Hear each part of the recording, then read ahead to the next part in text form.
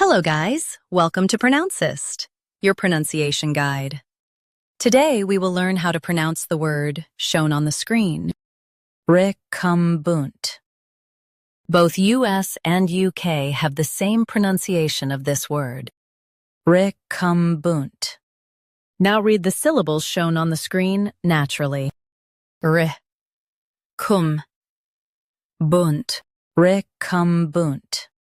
Stress cum and keep bunt soft. Re, cum, bunt, recumbent. Stress cum and keep bunt soft. Re, cum, bunt, recumbent.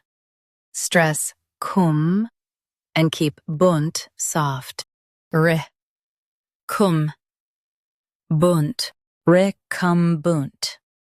Practice repeatedly and you'll soon be able to say this word perfectly. The best way to practice is to repeat the syllable multiple times. The meaning of the word is lying down or resting. Try repeating this word several times to improve your pronunciation. We post daily videos on useful and commonly mispronounced words to help you speak clearly and confidently. Like this video and subscribe to Pronouncist for more pronunciation guides. Thanks for watching us.